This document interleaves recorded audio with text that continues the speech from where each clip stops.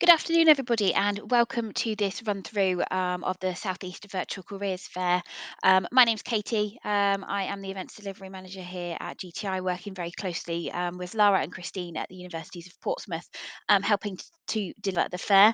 We're really pleased to be able to running the fair for a second year running virtually. And just as a reminder, it's taking place on the 19th of October at 10 a.m. until 4 p.m. Purposes of this is just to kind of go through the platform with you, go through each function, and just talk out how you can make the most of the fair, what you need to upload, what you need, and what also you can expect from the day as well. So before we get going as well, I would just like to bring attention and remind you that your booth does need to be completed by the 30th of September. This is because we will open it up to the students ahead of the fair date, so they can start having a look around, start having a browse, and more importantly, start booking in meetings with you ahead of the day. So I will be your main point of contact now going forward. So if you've got any queries about the day, any technical issues, please send me an email. My email address is katie.thomas@groupgti.com. Um, and just lastly, to note that the more proactive that you can be about the fair, the more you can put on your personal profile, the more that you can put on your exhibitor profile, the more proactive that you can be ultimately on the day as well, the better experience that you are going to have. Just to quickly talk through technical requirements. So the fair works best on Chrome, on Google Chrome, and outside of any secure networks like VPN and things like that.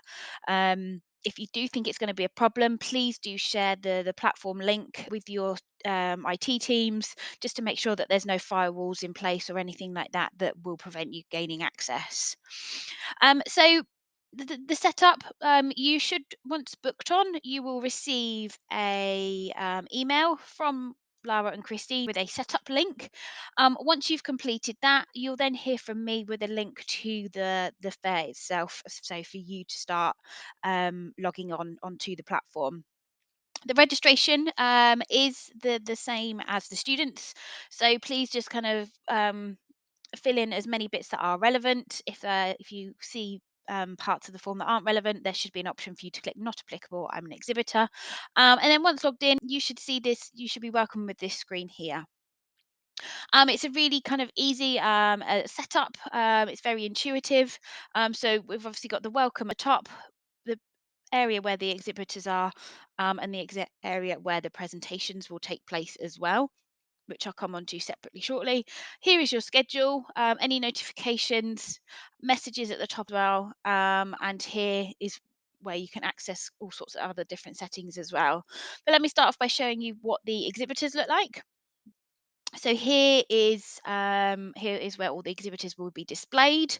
Again, you have the option to upload your logos and images and things like that. And it is worth noting as well that students can search for you. So there is a search function that they can look at there, and there's a filter button as well. So when you filled in the setup form, you would have listed kind of the relevant subject areas, so students can search for you via this way as well. So we've got exhibitors, all the universities have got a section as well. The attendees, the students have a help and guides section if they need any help. And here is the section for exhibitors. So for you, the recording of this, that's where the recording of this will appear. All the setup videos, this video will be put here. You can find me and send me a message as well. So going into the booths themselves, I had a quick look, and there are a couple that were really good already. So I think it was SEMA actually that done a really good booth. So you click into SEMA, and as you can see, we've got a good banner logo. They've put their contact information in. They've created a call to action. They've got an about section, some videos. This is where the people will be listed, and then they've uploaded some PDFs as well. This can also be a video, and then how you update it is by clicking on your name or your profile in the top right hand corner, find the exhibitor dashboard, and click on your stand here. If this doesn't appear, it means that your profile hasn't yet been linked to your booth. So if that's not appearing, send me a message and I can make sure that that's all set up for you. So clicking into the dashboard, here you can see all your analytics, how many views and downloads and things like that your booth has had.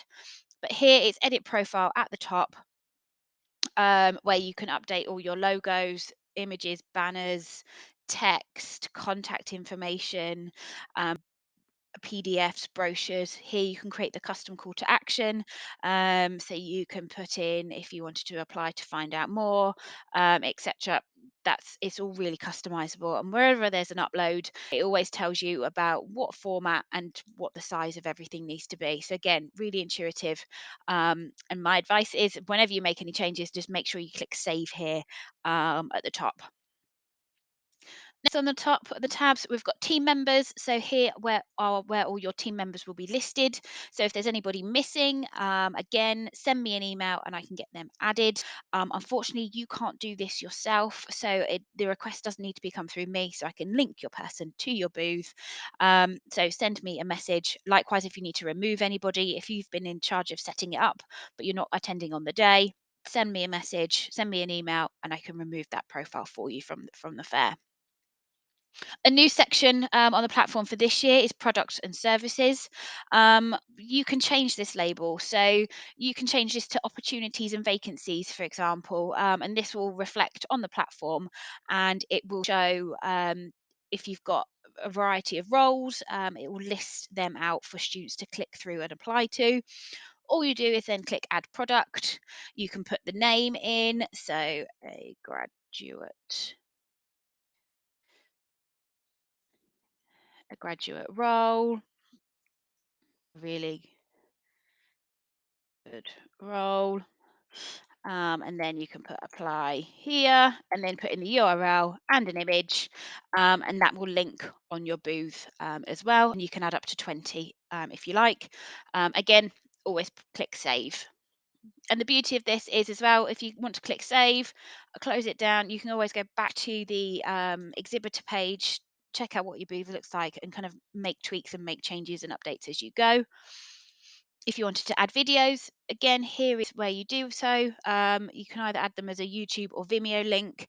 And again, you can add up to 20 that will appear on your booth for students to watch. Going back to the analytics page, it will show all the engaged users. So everybody who has kind of visited your booth, that will be listed here. And you can click on them. It will show you their profile and you can send them a messages. So if you're not sure where to start to being proactive, this is always a really great place to start. You can send them a message and say, I see you've had visited our booth today. Can I help you with any other information? And you can also export all this information at the end of the fair. It is worth noting, though, that no contact details will be in this download. So if you are speaking to students and you do want their information, please you need to ask for it, because we in the same way as a in-person careers fair, we will not be providing you with any kind of contact details. It's up to you to speak to the students themselves, and ask for contact details if you wish to follow up with anybody.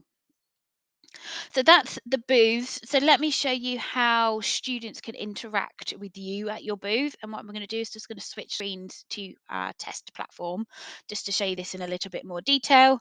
So at a booth, there are various ways of engagement. So students can click on your booth and see who the people are listed. And it's important to note as well that not everybody in your team needs to be available all day. Just as long as someone, one person at any one time on your booth, just to be able to monitor these engagements that are coming through. If you're not going to be available all day, it may be worth just popping on your profile somewhere in the about to say that I'm only going to be available from 10 until 12 on the day of the fair. Send me a message. If you're looking at my profile and I'm not here, maybe put in your email address for the students to follow up with as well afterwards. So students can either click on your profile at the bottom, they can send you a chat message. Um, So I can send a chat to Victoria and that will come through, and I can do a one-on-one chat. Or on the booth, there is a kind of group chat that this is public, so anybody can post in here, and so it may be great for if students feel little bit nervous about sending you a private chat, they could send a message here, and this is public. Um, there isn't, unfortunately, a way to have individual live presentations on your booth. That is all done and dealt with Lara and Christine, and there will be group presentations that will be done separately. But on your booth, you can't do those presentations unless they're pre-recorded and you add them to the video section. So that's two ways how students can get in touch with you. Now, how do you get in touch with students? So on the right-hand side, there is an attendee tab. Here is where you see all the students that are registered. And I'm just going to pop this out to make it easier for you to see. And in the same way that students can search for you, you can search for the students. So there is a filter button. You'll be able to search by degree, by university, graduation year, whether they've got a placement year, and things like that. And that will list. So if we're looking for law students, for example, it will show all the students that are studying law for you to be able to message and follow up with. So you might be able to send Rachel a message to say, "Hi, I can see you're studying law. Do you want to have a chat about the opportunities that we've got at our firm?" So I would like to meet with Rachel, see if she's available. So I'm going to send you. Click on the profile. You choose the date of the fair. Choose a time. All the other times that aren't available will be grayed out. So to see if she'll meet at 10 a.m. Send a personal message if you can, and then so Rachel will get a notification that a meeting request has come through. Any meeting requests will be received at top in your schedule, and so for today, you can see that I've already got a busy schedule, and there's 4 meetings already scheduled in, and Rachel's one is still pending. So that will appear pending until she's accepted it. Likewise, if you receive meeting requests, please do accept them. You either get the chance to accept or reject. If you are going to be rejecting anybody, please just send them a message just out of courtesy.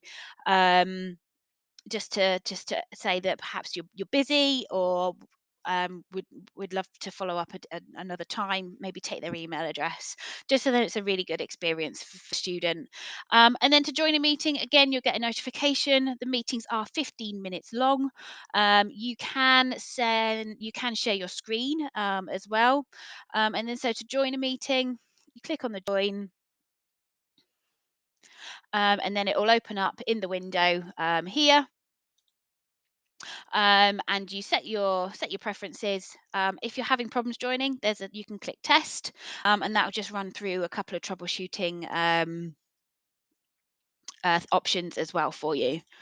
If you're still having problems, just make sure that you've given your browser the correct permissions. So by clicking on the padlock here at the top, making sure you've given the camera and microphone and sound, they're all blue and ticked on. Any problems other than that, again, get in touch and we'll try and help you as far as we can. If you do have any problems, if you can send me screenshots, that will always helps resolve the issues quicker. And then finally, just if you are not going to be available for the duration of the fair, you can set your availability by blocking out sessions. So you can click on the 15-minute intervals, and you can block those out. So if you're not going to be available of the afternoon of the fair, they can be blocked out as well, so students don't book on and can't book on meetings there.